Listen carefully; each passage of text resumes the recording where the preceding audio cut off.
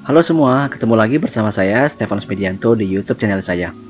Pada kesempatan kali ini saya akan melakukan ulasan, update prospek serta update valuasi dari 4 emiten batubara yang ada di Bursa Efek Indonesia, yaitu ITMG, Adaro, PTB dan juga Indika Energi.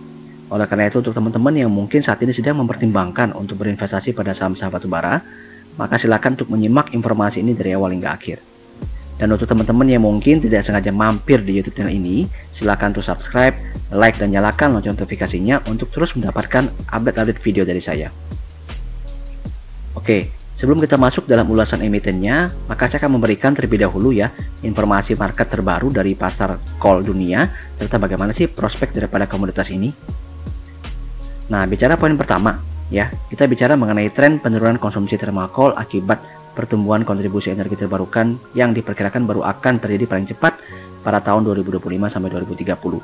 Ya, mungkin sudah banyak yang mendengar mengenai isu bahwa dominasi coal itu akan digantikan oleh kontribusi daripada energi terbarukan, yaitu sejatinya adalah benar ya teman-teman semua ya. Saat ini memang sedang proses transisi itu. Ya, namun bisa kita pastikan bahwa saat ini masih sangat kecil sekali kontribusi dari energi terbarukan ke dalam pasokan kebutuhan energi dunia ya, dan diperkirakan baru akan mulai terasa kontribusinya itu paling cepat pada tahun 2025 sampai 2030. Itu pun kenaikannya adalah gradually ya, tidak secara signifikan itu langsung meningkat seperti itu. Jadi bisa kita katakan sebenarnya dalam kurun waktu mungkin 10 sampai 20 tahun ke depan ini demand terhadap coal masih akan sangat tinggi ya, masih akan cukup tinggi untuk membuat perusahaan-perusahaan coal dunia, di mana salah satunya adalah di Indonesia, itu akan tetap profit seperti itu. Ya tentu tidak bisa tinggal diam, tentu perusahaan-perusahaan coal tersebut juga harus mulai memikirkan diversifikasi bisnis mereka. Nah, poin yang kedua ya, cara mengenai apa sih yang menyebabkan harga coal saat ini sedang melambung sangat tinggi gitu ya. Nah, salah satunya adalah karena supply coal yang masih terkendala akibat adanya pandemi COVID-19 dan juga cuaca yang khususnya terjadi pada pelabuhan Newcastle Australia. Ya, seperti yang kita ketahui bahwa pelabuhan Newcastle Australia adalah salah satu pelabuhan terbesar dalam lalu lintas kapal coal ya, seperti itu. Di mana dengan adanya pengetatan pada segmen industri tertentu, tentu juga akan menyebabkan terjadinya kekurangan pada ketersediaan sumber daya manusia yang menyebabkan terjadinya hambatan pada pengaturan lalu lintas kapal-kapal pengangkut batu bara. Ya, ditambah lagi dengan keadaan cuaca yang kurang baik ya, khususnya saat ini juga sudah memasuki musim hujan yang juga nanti diperkirakan akan mencapai puncaknya gitu ya. Sehingga dalam beberapa waktu yang akan datang juga tetap masih akan menyebabkan terjadinya pengetatan pada supply coal yang tentu berimpact pada kenaikan harga batu bara. Nah, faktor yang ketiga adalah terjadinya peningkatan kebutuhan impor di negara importir coal terbesar, yaitu India dan Cina saat ini ya. Ya mungkin dengan selesainya pandemi Covid ya, sudah mulai meredanya pandemi Covid dan sudah mulai bergulirnya roda ekonomi, tentu terjadi kembali peningkatan konsumsi terhadap masyarakat di India dan juga Cina ya, yang tentu akan berkaitan erat juga dengan peningkatan pada aktivitas industri manufaktur, sehingga tentu membutuhkan energi yang cukup besar ya. Dimana khususnya untuk Cina sendiri ya, saat ini terjadi pengetatan supply coal dari produsen domestik mereka karena isu lingkungan dan juga karena akibat adanya pelarangan impor batu bara Australia oleh mereka. Ya, dengan tingkat kebutuhan energi yang sangat-sangat besar karena besarnya konsumsi domestik mereka, sehingga mau tidak mau Cina harus melakukan impor batu bara itu ke negara produsen batu bara lainnya, seperti misalnya Indonesia. Tentu ini akan memberikan dampak yang sangat-sangat positif kepada emiten-emiten penghasil batu bara di Indonesia, di mana termasuk diantaranya adalah 4 emiten yang akan saya ulas pada video kali ini. Poin kelima adalah terjadinya tren peningkatan konsumsi terhadap baja ya, akibat pertumbuhan industri manufaktur dan pembangunan infrastruktur, sehingga menyebabkan demand terhadap met coal, disebut juga dengan coking coal, akan terus mengalami peningkatan. Dan secara estimasi itu diperkirakan akan mencapai 400 metrik ton pada tahun 2030. Sehingga tentu dengan semakin ekspansifnya ya perusahaan-perusahaan yang diakibatkan karena kembali bergerak ke roda ekonomi, konsumsi terhadap baja juga akan mengalami peningkatan.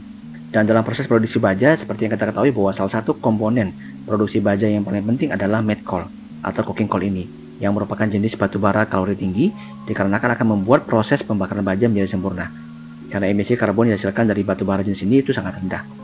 Oke, berikutnya poin ke-6 adalah salah satu poin yang sangat menarik, karena ternyata terjadinya peningkatan pertumbuhan konsumsi coal, baik thermal coal maupun met coal di kawasan Asia Tenggara, itu dikarenakan memang akan segera beroperasinya pembangkit listrik tenaga uap di beberapa negara Asia Tenggara, seperti misalnya Vietnam, Filipina, dan juga Indonesia.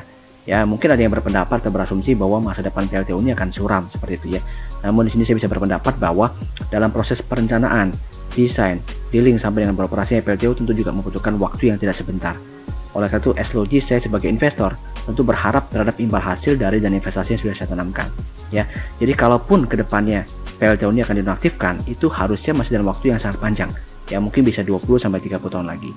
Jadi seharusnya untuk PLTU yang baru beroperasi pada tahun 2020, 2021, saya cukup yakin ini umurnya masih akan sangat panjang.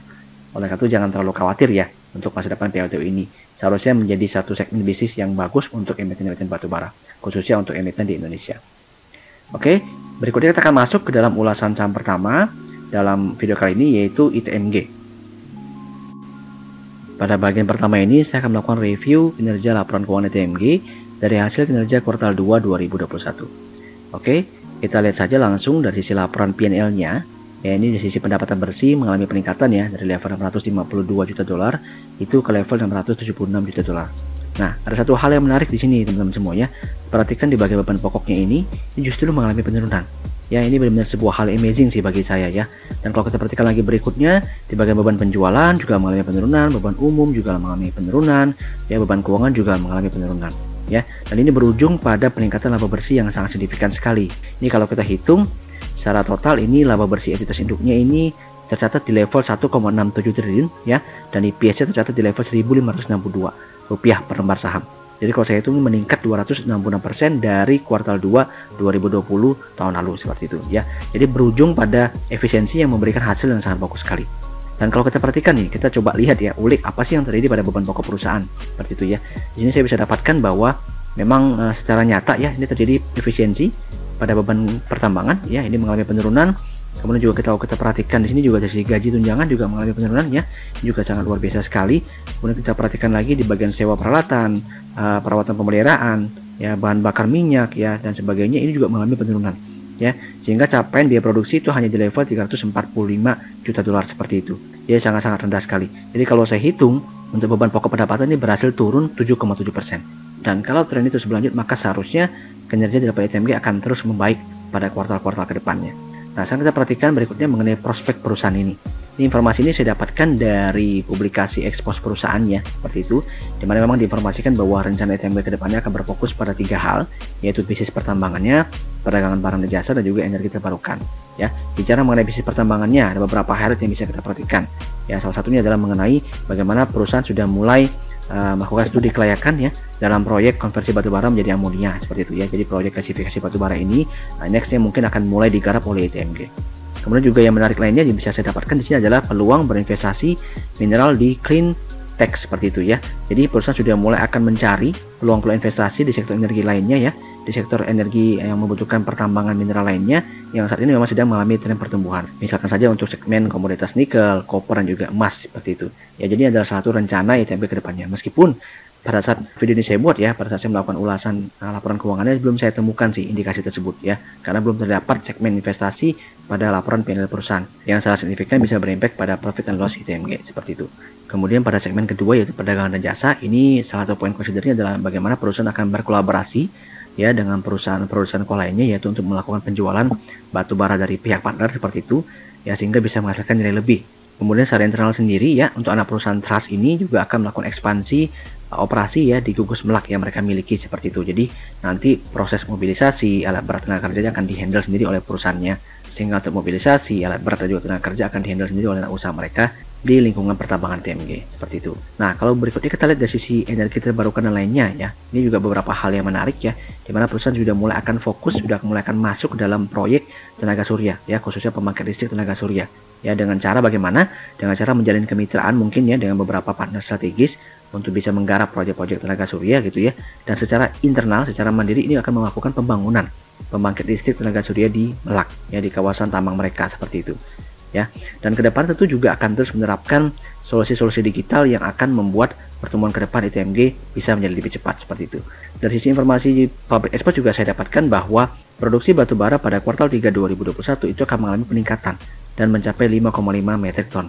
Ya, ini kalau kita lihat dari capaian produksi di kuartal 1 dan kuartal 2 2021 ini jelas lebih tinggi pada kuartal 3 ya. Karena di kuartal 1 baru 4 metrik ton dan pada kuartal 2 itu baru 4,7 metrik ton. Jadi dari sini bisa kita simpulkan dengan cepat bahwa seharusnya kinerja ITMG pada kuartal 3 2021 itu akan lebih bagus dibandingkan kuartal 2 2021. Oke, berikutnya kita perhatikan dan kita akan lihat seperti apa sih valuasi daripada perusahaan ini ya untuk update kinerjanya pada kuartal 2 2021. Dari sisi public expense perusahaan, saya dapatkan informasi bahwa masih terdapat sekitar 21%, yaitu untuk cadangan call daripada TMG yang belum dikontrak ya, alias belum terjual. Namun kita percaya dengan bisnis TMG, dengan bagaimana perusahaan melakukan dealing dengan pelanggannya, maka seharusnya sisa cadangan batubara ini akan bisa terjual ya sampai akhir tahun, seperti itu. Dan kalau saya hitung dari sisi penjualan pada semester 1 2021 ini mencapai 9 metrik ton ya, dengan nilai penjualan itu di level 676 juta dolar seperti itu. Dan target penjualan ini adalah informasi yang dipublikasi oleh perusahaan gitu ya. Itu pada 2021 itu ditargetkan di level 21,5 metrik ton. Ya berarti kalau kita asumsikan dari capaian 9 metrik ton pada semester 1 2021, maka kalau kita hitung, kita asumsikan ke level 21,5, maka kita dapatkan revenue di level 1,6 miliar dolar seperti itu. Nah, sekarang kita hitung kembali estimasi ya, net profitnya kita dapatkan di level 17%, ini dari laporan keuangan mereka. Maka ini bisa saya perkirakan laba bersih TMG pada full year 2021 ada di level 3,86 triliun. Dan kalau kita gunakan lembar saham, itu adalah sebesar 1,13 miliar, maka kita akan peroleh ya EPS perusahaan itu di level 3.418 ya rupiah per lembar saham, dan kita hitung forward PE-nya itu di level 5 kali pada tahun 2021. Ya, ini saya gunakan last price pada level 17.175 rupiah. Maka dengan forward PE 2021 di level 5 kali, maka kita bisa berikan target pada TMG itu untuk 2021 bisa menggunakan PE 8 kali. Maka kalau saya hitung itu berada di level 30.000 per lembar saham, atau memiliki upside 75% dari last price yang saya pergunakan pada video kali ini. Oke, jadi memang sangat menarik ya untuk teman-teman yang berinvestasi pada ETMG. Namun harap perhatikan bahwa saat ini valuasi ETMG juga sebenarnya tidak sangat-sangat murah ya, karena sudah naik cukup banyak ya, dari level 5 ribuan, 6 ribuan sudah naik ke level 17.000. Jadi harap dipertimbangkan. Jika memang ingin berinvestasi, maka harus memanjangkan kembali time frame-nya ya, mungkin sekitar 3 tahun ke depan seperti itu. Namun secara perspektif, secara kinerja ini akan berpotensi positif pada kuartal 3, kuartal 4 sampai dengan kuartal 1 2022. Demikian ulasan saya untuk saham ETMG. Dan berikutnya kita akan masuk dalam ulasan saham kedua, yaitu Adaro Energi. Pada bagian pertama ini saya akan kembali melakukan review kinerja laporan keuangan kuartal 2 2021 dari Adaro ya, dari sisi laporan profit and loss mereka. Nah, dari sini saya dapatkan informasi bahwa terjadi peningkatan pendapatan usaha ya, dari level 1,36 miliar dolar itu ke level 1,56 miliar dolar ya, dari peningkatan yang lumayan seperti itu. Namun tidak diikuti dengan peningkatan dari sisi beban pokok ya, jadi hanya meningkat tipis saja. Ini juga sebuah hal yang sangat menarik sih, seperti misalkan pada ETMG seperti itu ya, sehingga ini berkontribusi pada peningkatan laba bruto, sehingga berujung pada peningkatan laba bersih ya, yang kalau saya hitung itu di level 2,4 triliun untuk laba entitas induknya, dan EPS-nya meningkat ke level 75 rupiah per lembar saham ya, kalau saya hitung naik sekitar 17,7% seperti itu. Nah, point of consider dari sisi laporan keuangan ini yang bisa saya informasikan kepada teman-teman semua, yaitu dari sisi beban atau pendapatan lain-lainnya. Ini perhatikan, ini pada 2020 Juni ini di level 4,17 saja, tapi di level 2021 Q2 ini tercatat minus 64,57 juta dolar seperti itu. Nah, ada apa sih? Nah, coba kita ulik sedikit ya. Ini kalau saya perhatikan dari sisi catatan laporan keuangannya, ini memang tercatat kerugian atas penurunan nilai investasi pada Ventura bersama. Jadi memang terjadi penurunan nilai pada investasi Ventura bersama perusahaan Adaro ya, itu kurang lebih 36 juta dolar seperti itu, dan juga terjadi kerugian atas penurunan nilai pinjaman kepada pihak relasi, terhitung juga di level 24 juta dolar ya. Jadi memang kelihatan overall memang tercatat dari sisi kerugian investasi Adaro dan juga kerugian di akuntansi. Nah, berikutnya kalau kita perhatikan ya dari sisi pos pajak nih, ini ada hal yang menarik juga nih, teman perhatikan ya. Ini beban pajak penghasilannya meningkat signifikan kelihatannya ya. Ini pada tahun 2020 ya, di Q2 2020 ini masih di level 42 juta dolar kurang lebih. Kemudian pada Q2 2021 ini tercatat di level 110 juta dolar seperti itu ya. Ini kalau saya buka catatannya, ternyata kalau diperhatikan ada komponen pajak penghasilan tangguhan yang memang cukup besar pada tahun 2020. Jadi kalau kita ulik sedikit historikalnya, ternyata memang pada tahun 2020 itu terjadi penurunan pajak perusahaan ya, dari level 25% ke level 22%. Ya, untuk perusahaan-perusahaan pertambangan seperti itu, sehingga memang terjadi pengembalian pajak yang cukup besar pada tahun 2020.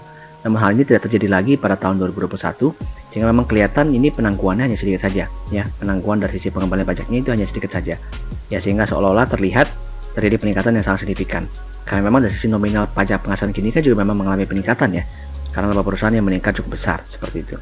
Jadi dari sini bisa kita simpulkan bahwa beban lain-lain ya itu mengalami peningkatan lebih dari 1.500%, namun bukan suatu hal yang perlu dikonsiderasikan atau dikhawatirkan, karena hanya berupa kerugian pada investasi Ventura bersama Adaro. Kemudian juga untuk beban pajaknya ini mengalami peningkatan sebesar 162%, itu juga hanya dari sisi mekanisme pembayaran serta pengembalian pajak saja. Ya, jadi bukan sebuah hal yang seterusnya akan terjadi. Berikutnya kita akan masuk ke dalam ulasan mengenai prospek Adaro. Ya, ini saya dapatkan informasinya dari public exposed perusahaan.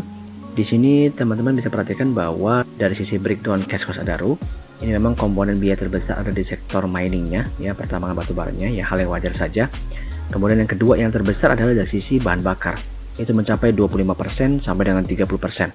Dan kalau kita perhatikan dari sisi gambar sebelah kanannya bisa dilihat ini adalah pembangkit listrik tenaga surya milik Adaro, ya. Jadi sudah mulai mereka kerjakan dan sudah mulai dioperasikan untuk melakukan penghematan pada ongkos atau biaya bahan bakar. Ya, memang seperti kita ketahui bahwa biaya bahan bakar diesel itu merupakan salah satu komponen terbesar dalam industri pertambangan batubara. Nah, berikutnya kita bisa perhatikan lebih lanjut, ini adalah satu hal yang menarik yang selalu saya tunggu-tunggu ya, karena memang Adaro merupakan salah satu stock pick saya. Ini kalau kita perhatikan untuk project Bima Senanya ya, yaitu proyek pembangkit listrik tenaga uap mereka di Batang, itu sudah berprogres 95,6% sampai dengan akhir kuartal 2 2021 ya. Dan secara publikasi perusahaan ini diperkirakan akan beroperasi itu paling cepat di akhir 2021 atau paling lambat di awal 2022 ya. Jelas merupakan sebuah hal yang menarik karena dengan beroperasinya BPI ini ya, kita singkat dengan BPI, ini tentu akan bisa memberikan kontribusi pendapatan kepada Adaro. Ini yang sudah kita tunggu-tunggu karena proyek itu sudah berlangsung sekitar 2 tahun lebih seperti itu ya. Dan kalau kita perhatikan juga dari sisi gambar sebelah kanan, yaitu tadi yang PT Makmur Sejahtera Wisesa, itu juga anak perusahaan daripada Adaro, ini akan berfokus pada pembangunan solar PV ya, solar panel ya, yang memang pertama digunakan untuk internal mereka, namun tidak menutup kemungkinan juga kedepannya akan dijual pada PLN ya. Jadi memang diversifikasi bisnis daripada Adaro ya. Selain daripada yang saya ungkapkan di sini, ada juga berbagai macam bisnis mereka yang lain yang sudah mulai mereka garap ya, dimana salah satu diantaranya adalah mengenai bagaimana perusahaan akan menjalankan bisnis carbon trading ya. Kemudian juga sudah mulai akan melakukan eksplorasi terhadap potensi daripada green hydrogen. Jadi seharusnya kedua future project ini akan menjadi katalis pertumbuhan Adaro ke depannya. Kita harapkan bersama kedua rencana tersebut bisa segera terrealisasi. Kembali dari sisi penjualan batubara, ini kalau dari informasi perusahaan, maka pada kuartal 3 2021 itu diperkirakan akan mencapai 13 metrik ton ya. Kalau kita hitung ini secara rata-rata memang hampir sama sih pada produksi di kuartal 1, kuartal 2 2021 dengan total produksi semester pertama 2021 itu di level 26,49 metrik ton. Sehingga dari sini bisa kita simpulkan bahwa kinerja Adaro pada kuartal 3 2021 masih tetap akan sangat baik. Berikutnya kita akan lihat seperti apa sih valuasi perusahaan ini ya berdasarkan kinerja kuartal 2 2021. Ya, ini informasi untuk coal production saya dapatkan itu di 2021 memang agak sedikit turun ya, lebih rendah daripada capaian 2020 seperti itu. Kemudian dari sisi operational EBITDA ini diperkirakan juga kurang lebih sama ya. Kalau pada tahun 2020 itu di level 0,88 billion dolar seperti itu.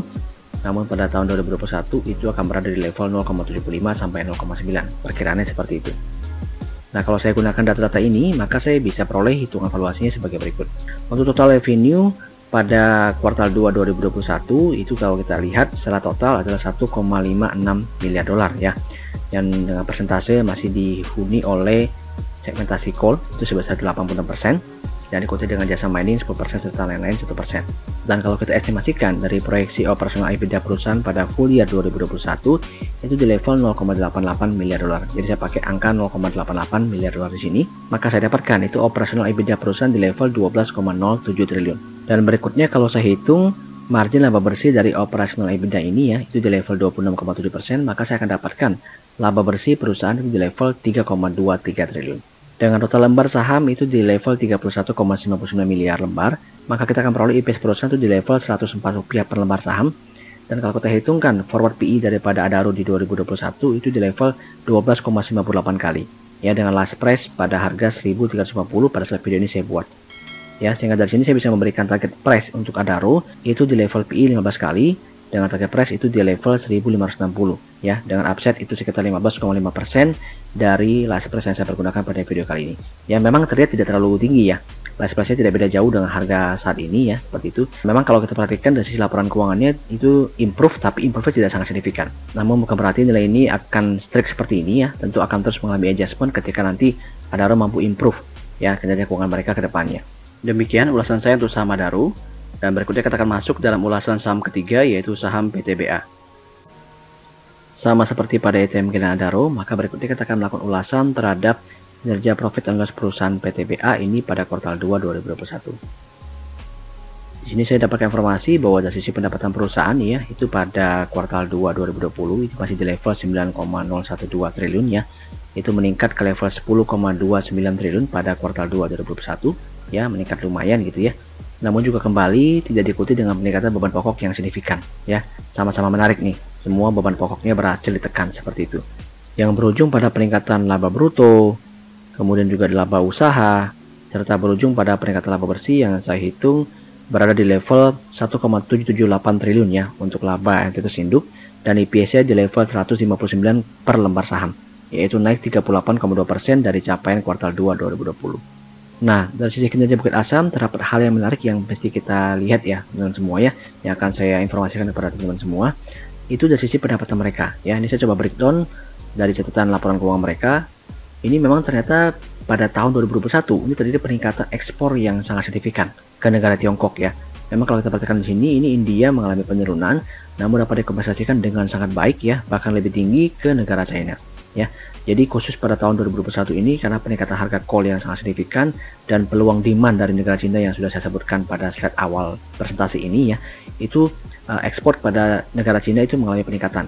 Ya, ini juga tidak luput dilakukan oleh PTBA. Sehingga memang secara otomatis ini akan meningkatkan pendapatan mereka menjadi lebih besar lagi ya. Nah, poin kedua yang masih saya informasikan kepada teman-teman semua yang sedikit perlu di-highlight adalah di bagian investasi, entitas asosiasi dan ventura bersama PTBA ya, yang sampai dengan saat ini kalau saya lihat di laporan keuangannya ini masih mengalami kerugian. Meskipun sebenarnya pada 2020 Desember ini sudah tercatat mengalami keuntungan, jadi kita belum tahu sih penyebab kerugiannya apa. Tapi kalau saya coba ulik ya, ini dikontribusikan oleh 3 anak usaha di segmen entitas asosiasi ya dan ventura bersama, yaitu BPI yang rugi 185 miliar ya. BPI ini merupakan entitas asosiasi atau ventura bersama dari PTBA yang menjual listriknya kepada PLN ya, seperti itu. Ini masih mengalami kerugian ya, mungkin sebelumnya sudah mengalami keuntungan tapi kita belum tahu kenapa sekarang mengalami kerugian ya. Dan berikutnya di BATR juga mengalami kerugian minus 17,6 miliar, dan hanya di HBAP ini yang mampu mengalami profit di level 171 miliar. Namun secara overall ini masih mengalami penurunan ya, sehingga tercatat minus 14,335 miliar. Oke, berikutnya kita akan masuk ke dalam ulasan prospek perusahaan PTBA ya. Di sini saya dapatkan informasi dari pabrik ekspor perusahaan ya. Kalau kita perhatikan, nah ini yang saya bilang tadi ya, ini penjualan ekspornya meningkat sangat signifikan sekali khususnya di kuartal 2 2021 ya, meningkat 63% ya, dengan penjualan HCV mereka juga meningkat lebih dari 3 kali lipat ya. Mungkin untuk teman-teman ketahui bahwa selain Adaro, selain TMG, ini PTBA juga memiliki cadangan high calorie coal ya yang mereka punya ya, meskipun tidak sebesar TMG Adaro setahu saya, tetapi tetap bisa dimonetize atau dimaksimalkan ekspornya ya ke negara-negara seperti Cina dan sebagainya ya, sehingga bisa meningkatkan revenue mereka dengan sangat signifikan pada kuartal kedua ini. Dan yang menariknya adalah kalau kita perhatikan dari sisi informasi target penjualan ini sudah 92% sudah di-secure ya kontraknya alias sudah terjual. Jadi bisa dikatakan capaian atau target penjualan daripada PTBA pada tahun 2021 ini sudah potensi akan segera tercapai. Kemudian storyline-nya tentang prospek masa depan PTBA adalah sebagai berikut ya. Ini masih di seputar peningkatan kapasitas angkutan batubara, kemudian progres dari pembangkit listrik tenaga uap mereka di mulut tambang, kemudian cerita tentang hilirisasi batubara ya, khususnya dari sisi segmen gasifikasi batubara, bisa teman-teman saksikan pada video berikut ya. Untuk linknya sudah saya sertakan pada resepsi video, di mana pada video tersebut sudah saya ulas sedemikian rupa tentang masa depan daripada gasifikasi batubara ini. Berikutnya kita perhatikan satu persatu ya. Bicara mengenai peningkatan kapasitas angkutan batubara, ini diperkirakan akan meningkat menjadi 32 juta ton pada tahun 2021 dan 72 juta ton pada tahun 2026 ya. Tentu ini merupakan sebuah prospek yang bisa dikatakan sangat bagus ya untuk pertumbuhan PTBA ke depannya. Kemudian untuk progres konstruksi daripada PLT Mulut Tambang Sumsel 8 ini sudah mencapai 88,15% per Juli 2021, sehingga harusnya ini kita perkirakan ya mungkin pada kuartal 1 atau kuartal 2 tahun depan sudah bisa beroperasi. Ya, ini juga menjadi satu main driver daripada pertumbuhan PTBA ke depannya. Nah, kalau kita perhatikan kemudian untuk pembangunan ya, pembangkit listrik tenaga surya, ini juga mereka lakukan ya untuk proyek energi terbarukan itu di area Kalimantan Timur, Sumatera Barat dan juga Sumatera Selatan sudah mulai dilakukan ya, proyeknya sudah mulai digarap. Namun memang secara pasti itu progresnya belum terlalu kelihatan. Namun harusnya ini juga menjadi salah satu katalis penting untuk pertumbuhan bisnis PTBA ke depannya. Berikutnya katakan dia seperti apa sih update valuasi daripada PTBA.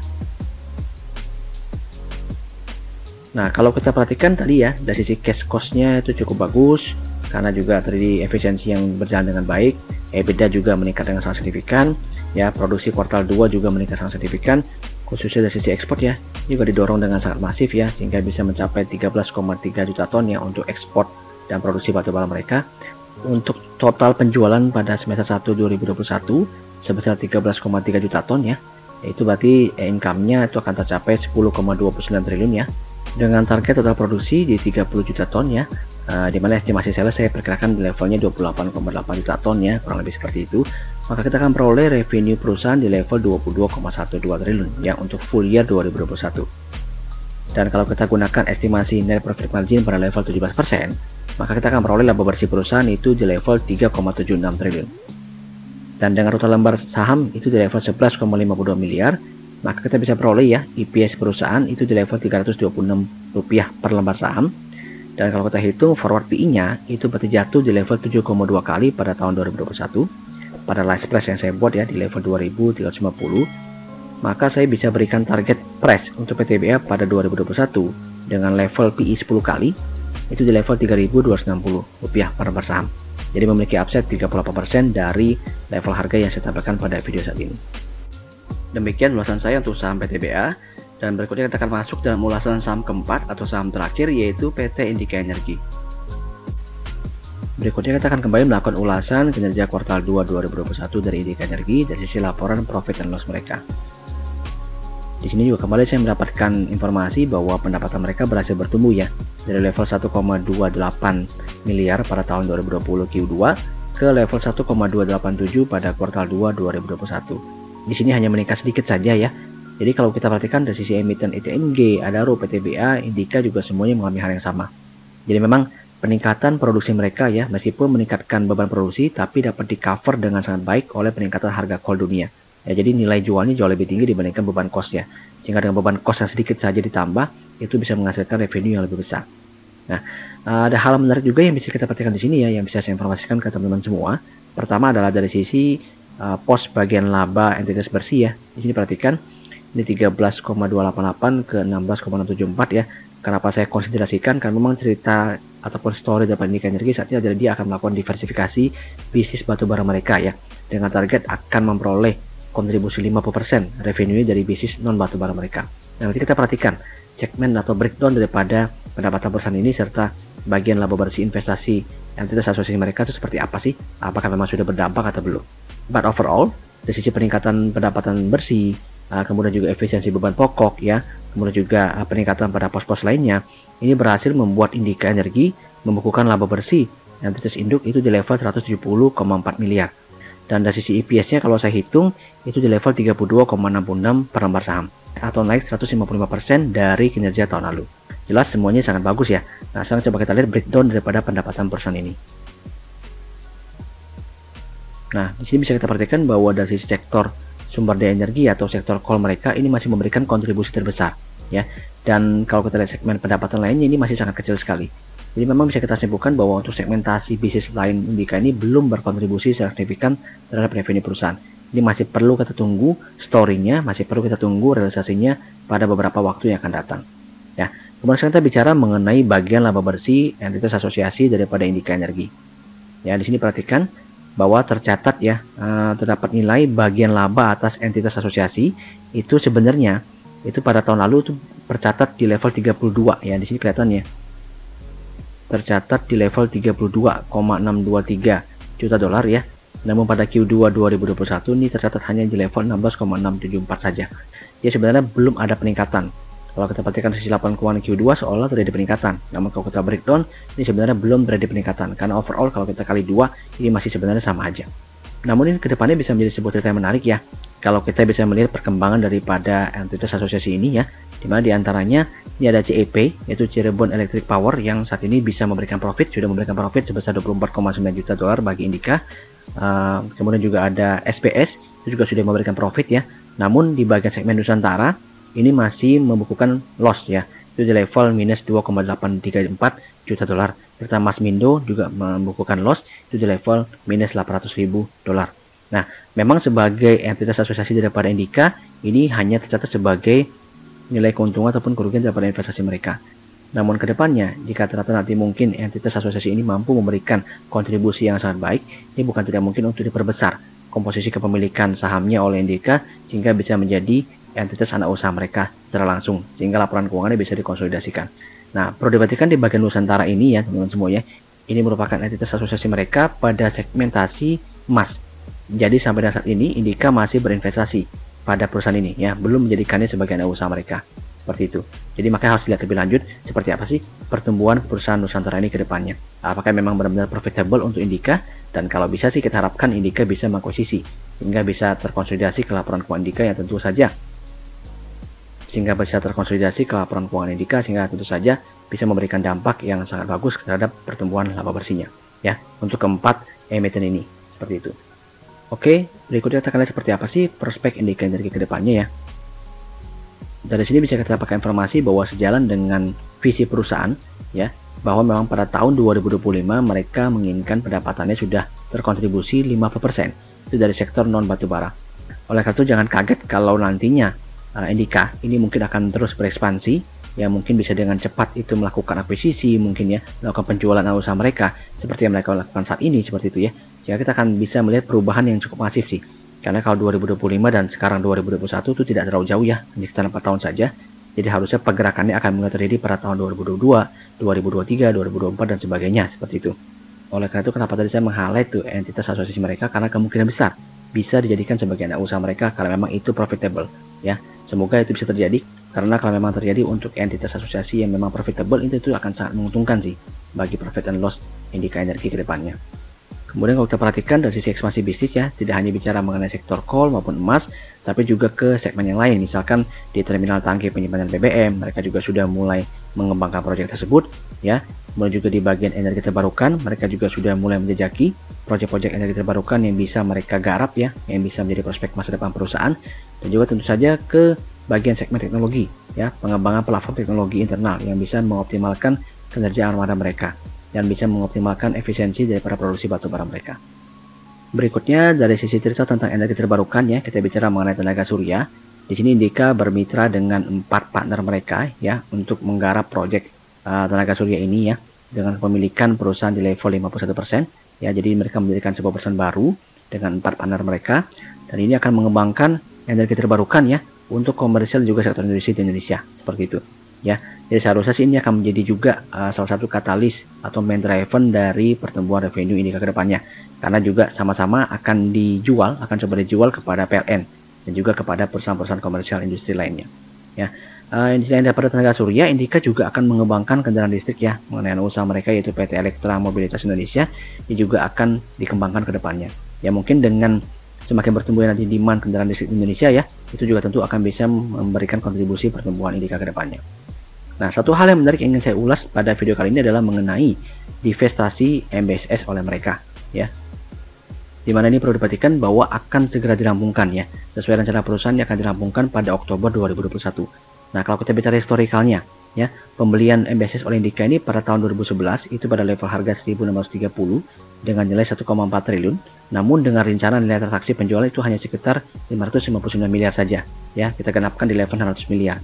Berarti dengan nanti yang dicatatkan penjualan MBSS di laporan keuangan Indika itu, maka berpotensi ya Indika akan mengalami loss daripada penjualan aset sebesar 800 miliar yang berpotensi akan dicatat pada Q4 2021. Ini akan menjadi sebuah dampak yang nanti akan saya tunjukkan pada perhitungan valuasi perusahaan. Oke. Nah, kalau kita perhatikan dari sisi informasi ini ya, bahwa sampai dengan saat ini itu Indika sudah memproduksi sekitar 19,8 juta ton batubara ya, sampai dengan Q2 2021. Namun targetnya adalah dinaikkan ke level 37,3 juta ton pada tahun 2021. Dari angka target tersebut bisa saya dapatkan perhitungan sebagai berikut. Untuk total revenue perusahaan pada Q2 2021 ya, dengan produksi 19,8 juta ton tadi, itu kita peroleh revenue di level 1,287 miliar dolar.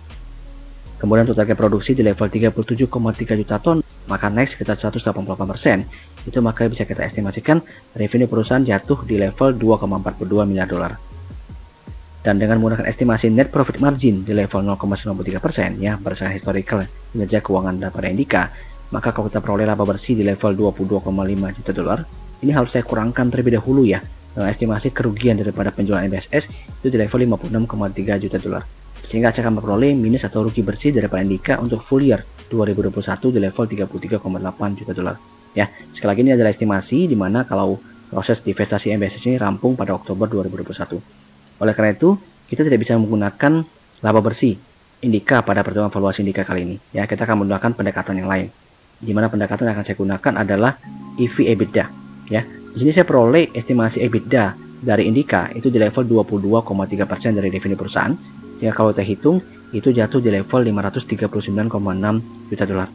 Dan kalau kita hitung untuk enterprise value perusahaan Indika ini itu jatuh di level 36,886 miliar. Jadi kita akan peroleh rasio EV EBITDA perusahaan di level 4,8 kali.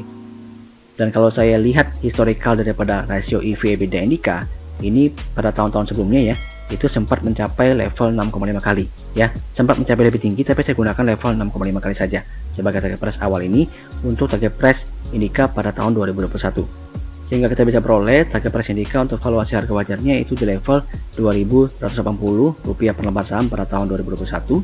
Dan kalau kita hitung ini sekitar 58% upset dari last price di level 1375 yang saya pergunakan pada video saat ini. Demikian ulasan saya untuk 4 emiten batubara, yaitu ITMG, Adaro, PTB, dan juga Indika Energi.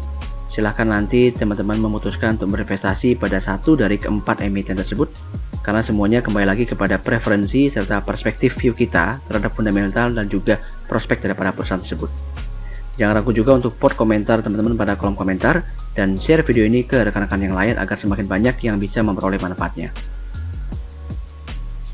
Untuk teman-teman yang ingin memperoleh update teknikal dari ITMG, Adaro, PTB, serta Indika Energi, maka bisa join juga di free channel Telegram saya, di mana memang secara khusus pada channel Telegram tersebut saya akan memberikan berbagai macam update teknikal saham, free rekomendasi, serta informasi market update yang bermanfaat untuk teman-teman semua. Untuk link join channelnya sudah saya sertakan pada deskripsi video. Oke, terima kasih atas waktunya dan see you in the next video.